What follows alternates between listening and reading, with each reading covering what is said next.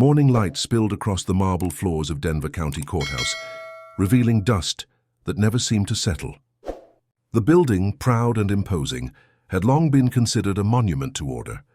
Yet today its polished halls would witness something far older than any case still standing on record.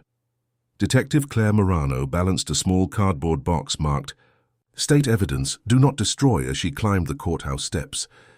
Inside it lay a fingerprint, a single ridge in time that had waited 60 years for the truth to catch up.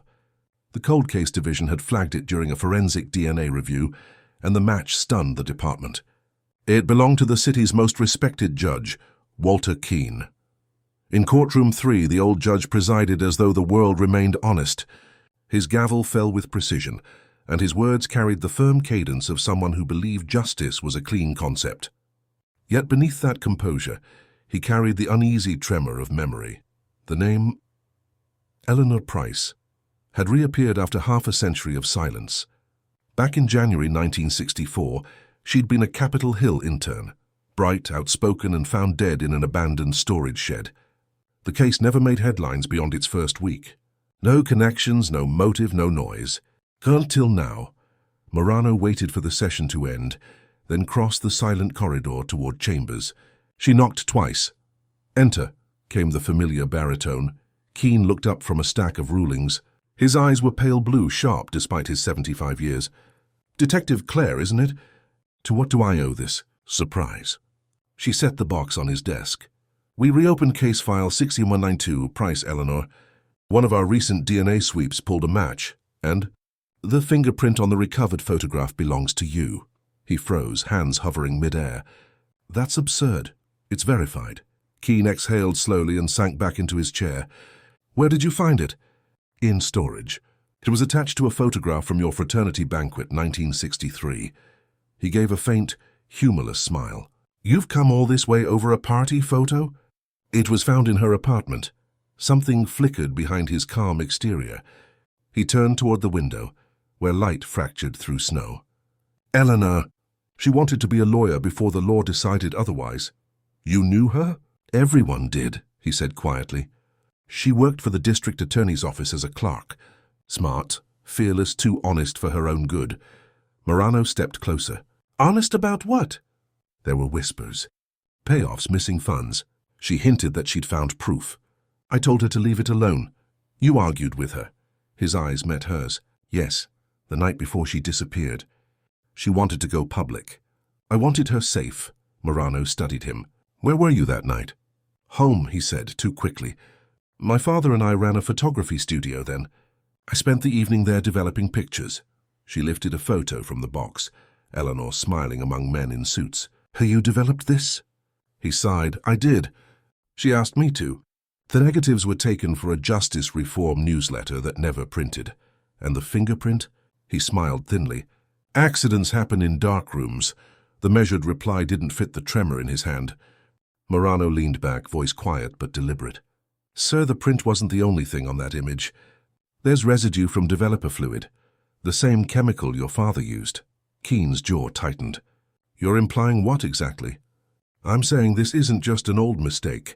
Something or someone connected that room, that film, and her death." He turned away, pacing toward the shelves lined with law journals. "Do you know what it was like in 1964? For a young man to hold his father's secrets and pretend they didn't exist?" She waited. He didn't elaborate. Finally, he said, "Eleanor wanted to expose men who thought themselves untouchable. One of them wasn't ready to lose everything." "Who?" Silence stretched. The courthouse clock ticked above them, each second sounding heavier than the last. "That night," Keene said at last, "she called me from the studio. She said she wasn't alone. Who was with her?" "I don't know." He swallowed hard. "When I arrived, the door was open. Only the smell of chemicals and snow." Morano scribbled in her notebook. "We'll need a formal statement." His laughter was brittle. "A statement won't change history, Detective. Truth waits until everyone involved is too tired to lie." As she turned to leave, Keene added softly, "My father destroyed more than negatives that year. Search the studio and you'll understand." When Morano stepped outside, the snowfall had thickened. She stood on the courthouse steps, breath clouding in the cold, the evidence box tucked under her arm. Across the street, The bronze statue of Lady Justice looked worn, scales tilted, sword lowered. In that frozen glow, the detective understood. The past didn't fade. It simply collected like dust in the corners of every institution built to guard against it. And this time, Denver's oldest courthouse was about to choke on its own. Snow drifted over Denver, covering the city in muffled quiet. Inside the cold case division, Detective Claire Morano studied the old evidence box that had shifted the courthouse's balance. On her desk lay a single black and white photograph, Eleanor Price smiling at a dinner she never knew would be her last. In the corner of that image glowed a small fingerprint belonging to Judge Walter Keene. For decades, the photo gathered dust in storage. Only new forensic methods had drawn its secret to light. Morano turned the image under the lamp. The fingerprint shimmered faintly beneath ultraviolet rays, one thin bridge between truth and silence. Across the room, forensic analyst Javier Sloan glanced up from his keyboard. "Still think the judge's clean reputation isn't real?" "I think reputation's just what time doesn't wash away," Morano replied. "Now it's starting to crack." He leaned back. "The DA's office isn't eager to hear their own judge's name tied to a homicide. That's their problem." She slipped the photo into an envelope, her glove smudged with dust. The date on the back read only it was 64. Whoever developed it omitted the rest. That detail gnawed at her. "This didn't come from police archives," she noted. "Private developer. Maybe Keene's family. His father had a studio," Javier said. "Then that's where I start. By afternoon..." She stood before the remains of Bo Keene Photography Studio, its faded sign barely legible under snow. Inside, air reeked of old chemicals and mildew. Sunlight cut through broken glass, illuminating metal film canisters lining the shelves. Most read wedding or retirement, but 3 were marked simply EP. Her chest tightened. Using tweezers, she opened one canister. Unprocessed film still coiled inside. She sealed it in an evidence bag and called Javier. "Prepare the lab. I've got her negatives." Hours later, as images developed through the chemical bath, silent ghosts surfaced in grayscale. Eleanor laughing near a bookstore. Eleanor stepping out of a courthouse. Eleanor seated across from a young Walter Keene in a cafe. Between them sat a folder stamped confidential. Through a window reflection, a vague figure loomed, watching. Morano printed each image and pinned them to the board beside Eleanor's original case file. The story was emerging. The informant, the law student, and a truth buried under decades of decorum. By evening, she returned to the courthouse. Keene's secretary hesitated. "The judge can't see anyone." Morano held up her warrant. "He'll make time." Inside, Keene looked older than before, the veneer of courtroom confidence cracked by sleeplessness. "I have been to my father's studio," he said evenly. "I found proof you photographed her," she replied, placing the prints before him. "Were you close to her?" He stared at the images for a long moment. Eleanor believed the system could cleanse itself. "I told her it couldn't. She wanted to expose corruption among prosecutors," Morano said. "Your father's name came up in her notes." Keene met her eyes. "She asked me to testify. I refused. I was a clerk. I had no power." "You had proximity," Morano countered. "Enough to see who wanted her silent." He exhaled, slow and uneven. "So there was another man at that dinner. You can see him in the window reflection. Richard O'Malley, deputy DA in 1964. He and my father worked cases no one talked about. Eleanor had the evidence. When she threatened to go public, O'Malley followed her.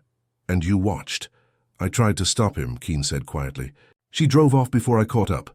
Did you tell police?" "They were O'Malley's men," he said bitterly. "Her body showed up the next day. I thought the truth died with her." Morano gathered the photos. It didn't. At the door, Keene spoke again. "There's another roll of film, hidden under the studio floorboards. It shows that night. Back in her car, snow flurries blurred the windshield. She called Javier. "Get a search team to the studio." He buried more than film there. Hours passed before Javier's voice crackled through the phone. "Claire, we found something.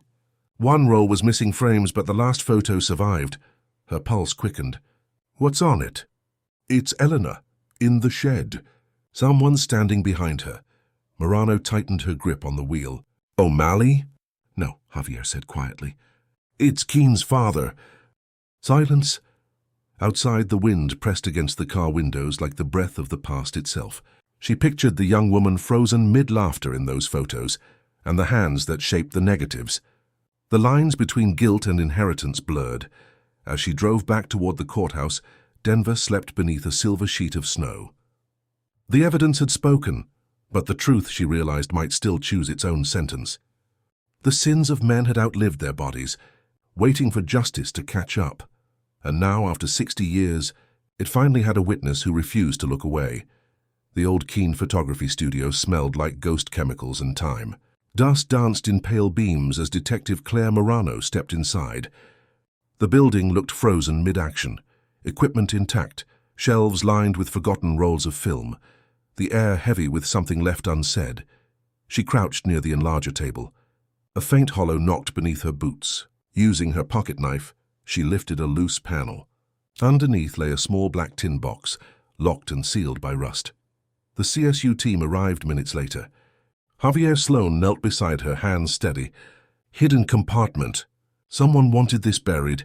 They cracked the box open. Inside, a Leica M3 camera and 3 rolls of undeveloped film wrapped in wax paper. One label read EP Confidential. Javier whistled. If this film's intact, that case just grew teeth. Hours later, in the sterile hush of the evidence lab, the first images surfaced under red light. Grainy, imperfect, but unmistakable. Eleanor Price appeared smiling in the first few prints, radiant beneath courthouse lamps. Then came new frames, darker. Shadows of men in suits meeting in back rooms, exchanges of envelopes caught half in motion. Surveillance shots, Javier murmured. The final roll stopped her breath. A night scene. Snow, a parked car, a figure approaching Eleanor. The camera flash caught the man just enough to reveal his face. Walter Keene's father. Morano froze, the lab's hum suddenly unbearable. So he knew all along, she said softly. They printed the negatives, then drove straight to the courthouse. Keene waited in chambers, pale and still. He saw the photos and didn't flinch. You found them. Under the boards. Your father hid them. He studied the pictures one by one. He told me he destroyed everything. That was a lie. Keene's gaze remained fixed on Eleanor's smile. He said she was gone before morning. I never asked how. Morano leaned closer. He gave her evidence to Richard O'Malley, didn't he? Keene turned slowly toward the window. Snow blurred the world outside. Yes, O'Malley promised it would keep her safe. My father believed him. And what about you? A tremor crossed his voice. I was 23 and coward enough to call loyalty a virtue. Morano placed the final photograph before him. The flash, Eleanor's car, his father's face. This isn't loyalty. It's complicity. Keene pressed a hand to his forehead. You don't need to arrest me, detective. You need to open the wall safe behind the old portrait in that studio. That's where he kept every name Eleanor died for. Where's the key? In his grave, he whispered. Pocket of his funeral coat. The next evening, under cold halogen lights, workers unearthed the grave at Riverside Cemetery. The coffin creaked as the lid lifted. A decayed wool coat still folded neatly inside. In its breast pocket, a small brass key. Javier turned it over in his gloved hand. Still works? It's time to find out, Morano said. They returned to the studio and unlocked the rusted safe buried in the wall. Inside lay binders and envelopes arranged with surgeon precision. Receipts, checks, names, a city's corruption captured in handwriting. Every page bore one signature, Richard O'Malley. Morano flipped through each line, pulse pounding. These transactions tie O'Malley to half the courthouse. Payments to silence witnesses, to bury cases, to keep verdicts clean. And Eleanor found it, Javier said quietly. She found it. And James Keene delivered it straight back to the man she feared most, Morano answered. Thunder cracked outside as sleet hit the windows. What now? Javier asked. She looked at the last folder, one different from the rest. Inside, a series of handwritten notes in Eleanor's tidy cursive. If I disappear, the truth lives in the pictures. Morano closed the file and breathed. We give her truth a trial. Before dawn, she drove toward Keene's house. His lights were still on. Inside, the judge sat by the fireplace, robe draped over one armchair. I heard the storm, he said. It feels like 1964 all over again. She placed the photos on his table. It's over, Judge. Your father's ledger, the evidence, it'll go to the DA before sunrise. He nodded. Good, it should. Then quietly, "Detective, there's one thing you still don't know." She waited. "My father didn't kill her," he said softly. "He handed her to O'Malley alive. But she tried to run. The man who caught her wasn't him. Then who?" Keen's eyes glistened. "Me," the words hung heavy as smoke. "You?" "I chased her to stop her, not to hurt her." She slipped near the riverbank. She hit her head on the ice. My father arrived seconds later. We buried her together, and I built a career defending justice to pay for my lack of it. Morano stayed silent, the weight of 60 years collapsing between them. "I'm not asking for mercy," Keen said. "Just to end it properly." Morning light crept through the curtains. When she looked again, the seat beside the fire was empty, and a revolver lay warm on the floor. Outside, dawn broke over Denver, its cold brilliance washing across courthouse spires. Now the dust of justice had settled, and in its silence Eleanor Price finally had a voice. The snow had turned to freezing rain by the time Detective Claire Morano reached headquarters. Her coat clung heavy to her shoulders, soaked with Denver's bitter winter. On her desk sat the recovered ledgers, sealed in transparent evidence bags like arteries of a city's corruption. The ink inside them pulsed with history, names still powerful, fortunes built on silence. Javier Sloan entered with 2 coffees, his usual grin replaced by tight worry. "The DA just called," he said. "They want those records under lock and chain. Too many familiar signatures." Morano scanned the list again. Every transaction tied back to one man, Richard O'Malley. "He's the link," she said, "but he vanished in 65. No record after that." "Some people don't vanish," Javier muttered. "They just change doors," she frowned. "What do you mean?" He slid a file across the desk. "Property deeds, the ones in the safe.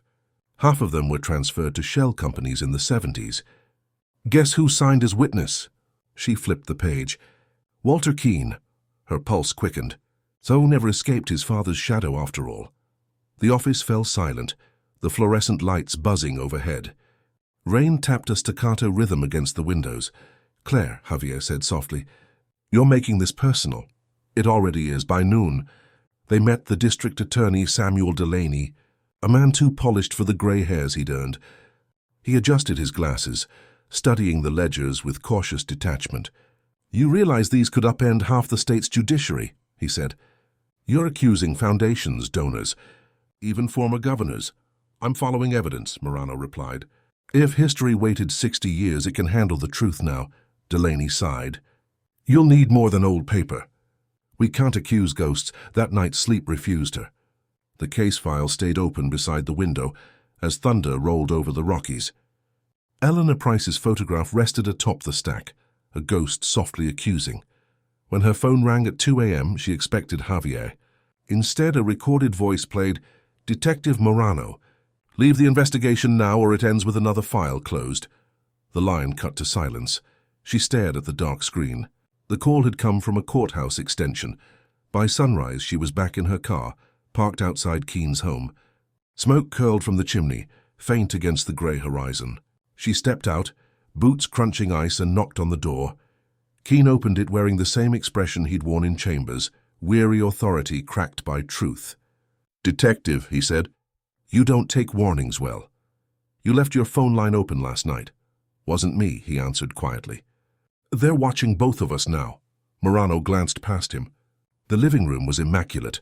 Old photographs, piano, law text stacked by the fireplace.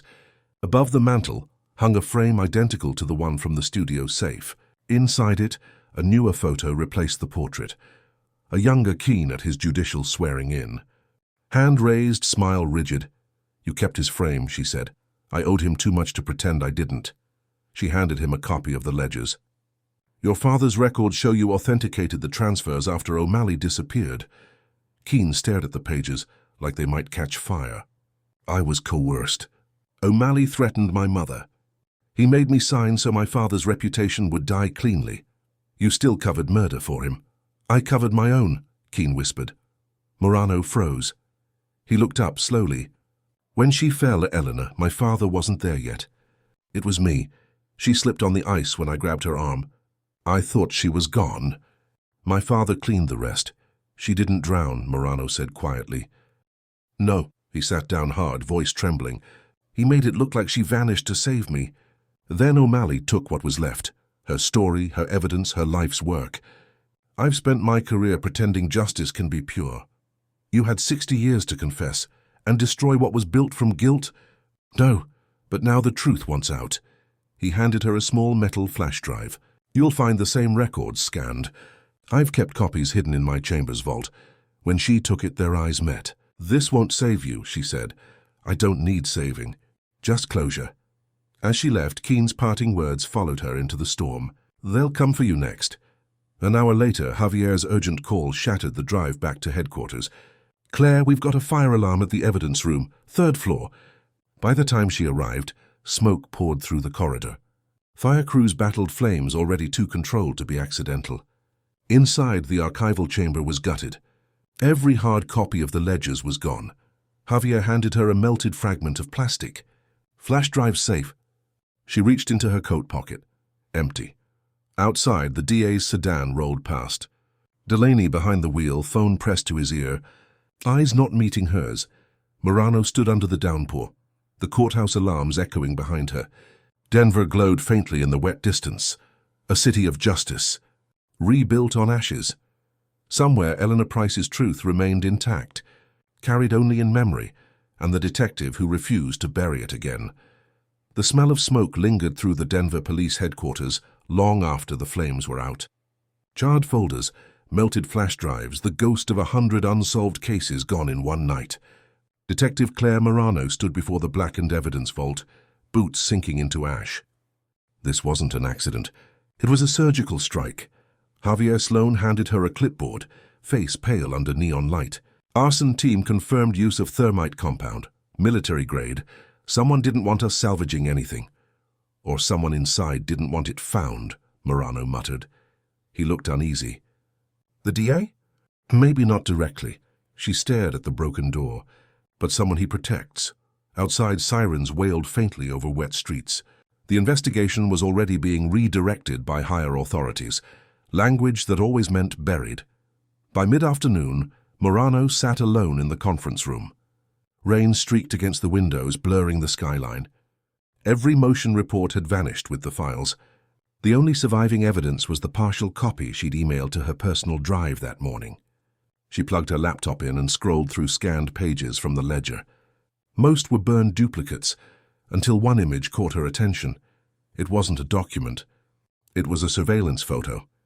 Eleanor Price standing in front of the old courthouse. Behind her, on the steps, a young man's silhouette, unmistakably wearing a police cadet's uniform. Javier entered quietly. You found something? Possibly our ghost, she said, zooming in. Whoever took this picture was standing next to Eleanor. That means she had help.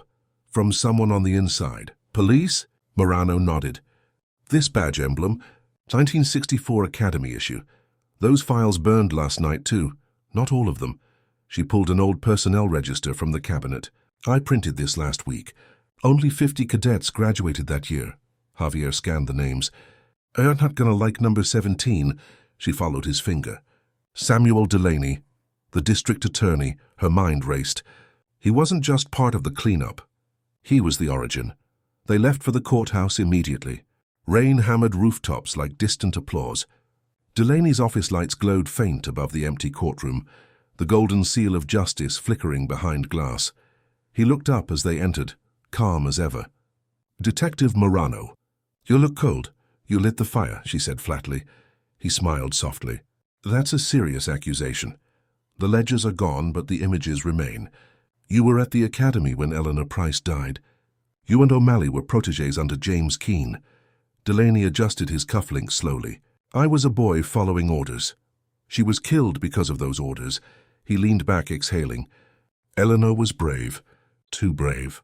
When you shine light on rot, it doesn't vanish, it multiplies. So you silenced her. I contained chaos, Delaney said evenly. Denver was fragile then. If that scandal broke, the entire justice system would have collapsed. Morano's voice hardened. And now? Now it's resilient enough to bury its ghosts. Javier stepped closer. You killed a woman to build a career. Delaney didn't flinch. I preserved a city. Morano pulled a small USB from her pocket and tossed it on his desk. copied from the ledger's digital backup. Eleanor kept more than paper. It shows O'Malley's payoffs to you, and your authorization to close the investigation after Keene's father's death. His composure finally slipped. You can't prove chain of custody. Maybe not. But the press can. The silence between them stretched like a fuse. Then Delaney reached slowly into his drawer. Careful, Javier warned. But instead of a weapon, Delaney placed a worn envelope on the wood. If you want truth, you'll need this. It's her final letter, never released. O'Malley intercepted it before the police did. Morano hesitated, picking it up. The paper smelled faintly of smoke. Inside was a single handwritten page, dated the night Eleanor died. If anything happens to me, they'll make it look like betrayal. Don't trust the law I served. Find the boy with the badge, he knows. Morano read the last line again. The boy with the badge. Delaney watched her face. You think I'm the only one left? There were others. Look deeper, detective. Sometimes the body of a city hides more than its dead. Are you admitting guilt? She pressed. I'm admitting inevitability. He stood, buttoning his coat. You can arrest me if it helps you sleep. But this machine was built before either of us was born. He turned toward the window, rain reflecting against his silhouette. Eleanor wanted truth. I gave her history instead. When she left his office, thunder rolled across the sky. On the courthouse steps, Javier checked her expression. So what now? She tucked the letter inside her coat. Now we find the boy with the badge. He frowned. You think he's still alive? Morano looked out at the city, lightning flashing over the skyline. The system always keeps its survivors. We just have to look where it doesn't want us to. As they walked into the storm, the courthouse bells began to strike 6. 12 slow notes echoing through Denver's cold night. Somewhere within those chimes, a ghost's warning whispered again. The case wasn't over. It had only learned how to hide. Denver's streets glistened under a pale sunrise, each puddle reflecting the gray bones of a city bleeding history. Detective Claire Morano parked outside the academy, where it had all begun. The building looked smaller than she expected. Plain brick, chipped stone letters reading Denver Police Training Division. Inside those walls, half a century earlier, a boy with a badge had learned how to keep secrets. The registry she held was fragile from age. Her gloved fingers traced the line beneath Samuel Delaney, class of 1964 owns. Beside it, one more name, Cadet R. Malik. The signature was lighter, almost erased. Javier joined her inside. Records keepers say that name doesn't exist. No employee number, no file. Morano studied the signature. Then someone erased him on purpose. They followed the hallway to the archive room. A janitor offered them a wary glance before unlocking the old file cabinet. Inside, dust-covered folders ran alphabetically until the sequence abruptly skipped M. Someone had torn out an entire block. Morano crouched, pulling at the corner of the baseboard. A faint thud answered. Loose plank. She pried it up gently, revealing a small tin envelope hidden in the void. Inside was a faded photo of Eleanor Price, the same one from evidence, but not alone. She stood beside 2 men in uniform, a younger Delaney and another man with sharper features, his face turned slightly from the lens. Written behind it were 6 words. He stayed in uniform for them. Javier frowned. You think that's Malik? It fits. He never left the force. Then where is he now? Morano looked up. Probably higher than we want him to be. Later that afternoon, she dug through personnel databases. No record of Malik after 1972, but a transfer dated that year redirected his service number to the Internal Affairs Bureau, the very department now assigned to investigate her own division. Her phone buzzed. An email from an anonymous sender. Stop digging or join the graves you open. Attached was a photo, her car parked outside her apartment. Javier read over her shoulder. They're watching you, Claire. I'd be insulted if they weren't, she muttered. By evening they drove to Internal Affairs headquarters, a glass monolith towering over Civic Center. Rain hammered hard again, relentless as memory. A receptionist attempted to stall them, but Morano flashed her badge. Detective Morano. I need to speak with Deputy Director R. Malik. The woman hesitated. He doesn't see unscheduled visitors. He'll make time. Inside Malik's office was dim, minimalist. The man himself rose from behind a wide mahogany desk. Age had sharpened him. Silver hair, steady gaze, a posture built on authority. "Detective Morano," he said, voice even. "You've been busy." "You trained under O'Malley and Delaney," she said. "Eleanor Price's case crossed your desk half a century ago." He smiled faintly. "Half a century makes memory unreliable." She slid the photo across the desk. "Not unreliable enough." Malik studied it with serene detachment. "I remember her. She believed law could cleanse itself. She died discovering it couldn't. Because you helped kill her." He didn't deny it, only turned the picture once, laying it face down. "I cleaned up the mess others created. You think this city survived purity? It survived management. What about justice?" She shot back. "Justice is paperwork with better timing." He leaned forward. "You believe you're different. But open too many graves, detective, and you'll drown under the soil." She held his gaze. "You're threatening me from a desk built on bodies." He chuckled low. "No, I'm warning you, walk away." "Denver doesn't reward martyrs." Her radio crackled before she could answer. Javier's voice jolted through static. "Claire, get out! We've got a warrant issued under your name. Someone framed you for tampering with the Price evidence." Her blood froze. "Repeat that?" "Chief signed it an hour ago. IA's heading your way, Malik's order." She turned slowly toward the man. His calm expression hadn't shifted. "Efficient timing," he said. Morano reached for her holster. "You set me up." He raised his hands slightly. "Truth always costs. You just weren't ready to pay." Footsteps echoed down the hallway, Fund approaching fast. She glanced toward the narrow service door behind the file cabinets. Without a word, she bolted through it, sprinting down the emergency stairwell. Alarms exploded overhead. Outside, she reached the parking lot, slipping behind the unmarked sedan as floodlights cut the rain. IA agents fanned out, scanning the area. Javier's car slid beside her, passenger door open. "Move!" She jumped in, soaked and breathless. As they sped through the streets, she looked back at the glowing tower shrinking behind them. Inside that building sat every file that could destroy her or free her, but now it belonged to Malik. What now? Javier asked. "We find proof he's lying," she said, eyes fixed ahead. "If they want me erased, I'll make sure my voice echoes louder." Lightning cracked over the city. Sirens rose in reply. Denver's skyline blurred into streaks of water and neon. For the first time since reopening the 1964 file, Claire Morano realized she was no longer chasing the case. She was surviving it.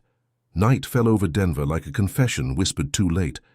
Detective Claire Morano sat in the dark of Javier's car, engine off, headlights dying against the steady rain. They had parked 2 blocks from headquarters, watching the building that used to mean truth.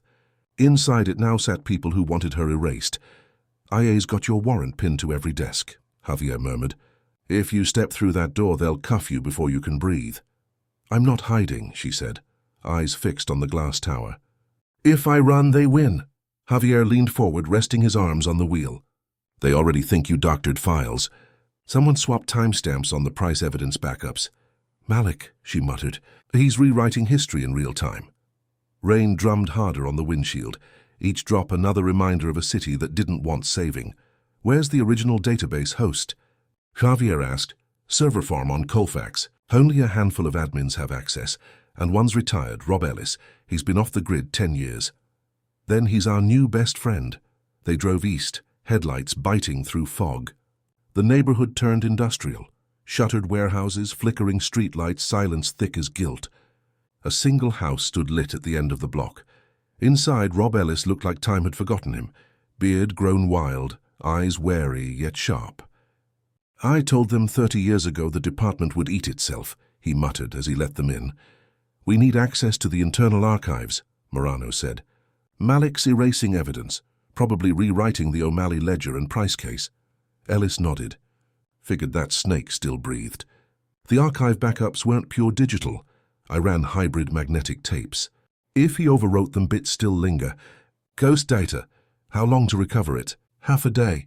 Maybe less if luck's sober tonight." They waited as the machines began their slow revival, spooling tapes older than both detectives. Through the haze of monitors, images flickered into form.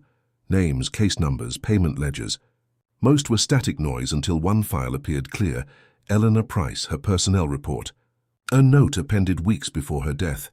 Assigned liaison. Officer Claire Morano blinked. "That's impossible." "I wasn't born until 1981. Ellis frowned. Maybe initials reused. The database didn't distinguish doubles. She leaned closer. No, look. Badge ID 1647. That number was reassigned to my mentor, Captain Marcus Hale. Javier's eyes widened. He was your training officer. You said he taught you everything. Morano nodded slowly, including how to bury a file. When the printout finished, Ellis pulled it free with shaking fingers. This system remembers everything, Detective. Even the sins we rename. They thanked him and left with the hard copy sealed tight. The drive back was silent, the city's skyline fractured by lightning. Javier kept glancing her way. You okay? He told me once, she said softly, that a cop's first duty was to protect the department's honor. Maybe he wasn't giving advice. Maybe he was warning me. Her phone buzzed. Unknown number again, she answered. Claire. The voice was low, familiar. Turn off your lights. They're following you. Hale, she whispered. You shouldn't have gone to Ellis. His tone carried no threat, only resignation. They've marked you for removal. Malik's just the face. He works for ghosts far older. Who gave the order? The same people who gave it in '64. You think time changes the rot? It only gives it new uniforms. You were part of it, she snapped. Once, he said. Then I trained you to be what I couldn't. Uncorrupted. Then prove it. Help me. I'm trying, he said quietly. Get out of Denver tonight. You won't save anyone staying here. The line cut. Javier exhaled hard. Your captain's warning you. No, she said. He's clearing his conscience before they silence him too. They turned down Spear Boulevard just as floodlights erupted behind them. Sirens wailed. 3 black tactical SUVs closed in fast. Not cops, Javier hissed. Internal Affairs doesn't drive unmarked units. Morano floored the accelerator. Tires screamed through rainwater. A bullet shattered the rearview mirror. Jesus! Javier ducked. She jerked left into an underpass, speed blurring the world. Another round clipped the windshield. Sparks exploded across the dashboard. Hold on! They shot through the tunnel and veered into the alley behind St. Mary's shelter. Morano killed the lights. Silence returned, the kind that felt temporary. What now? Javier whispered. She checked the printout again, Eleanor's file glowing under her flashlight. The ledger Malik O'Malley. They're all symptoms. The disease was internal from the start. Captain Hale's badge number links to the same clearance used to seal these records. You're saying your mentor's the department ghost. I'm saying he was never trained to catch killers. He was trained to protect them. Outside, engines idled distantly, their shadows crawling past the alley entrance before fading. Morano looked up at Javier, rain dripping from her hair. We end this tomorrow, he nodded. Tomorrow, or it ends us. As they disappeared down the narrow back streets, thunder rolled once more across the mountains.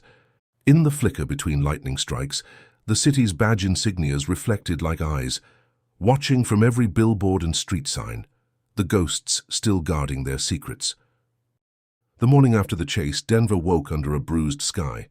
News outlets reported a police pursuit gone wrong near Spear Boulevard. 1 suspect injured, identities withheld. No one mentioned Morano's name. That silence was her only shield left. She hid in a safe house Javier maintained off Colfax, a single bare room, faded curtains, a humming refrigerator, and the smell of burnt coffee. On the table lay their only weapon now, the printout from Ellis's recovered logs linking Malik, O'Malley, and Captain Hale to the cover-up. Proof that trembled between survival and oblivion. Javier dropped a small radio on the table. They've sealed every precinct report. You're officially suspended.